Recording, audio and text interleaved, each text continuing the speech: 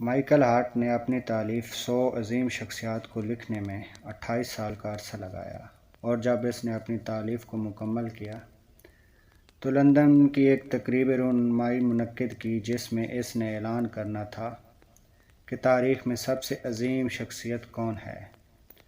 جب وہ ڈائس پر آیا تو کثیر تعداد نے سیٹیوں، شور اور احتجاج کے ذریعے اس کی بات کو کاٹنا چاہا تاکہ وہ اپنی بات مکمل نہ کر سکے۔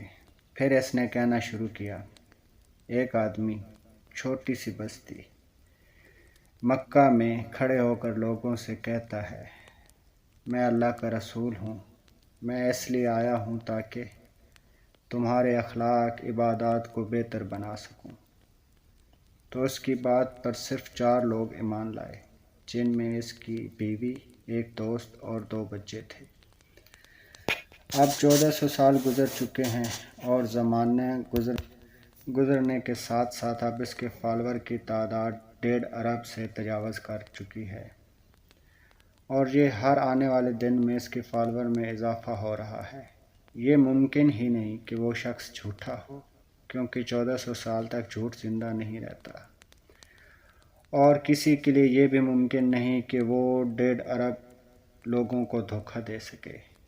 ہاں، ایک اور بات، اتنا طویل زمانہ گزر جانے کے بعد آج بھی لاکھوں لوگ ہمہ وقت اس کی ناموس کی خاطر اپنی جان قربان کرنے کے لیے تیار ہیں۔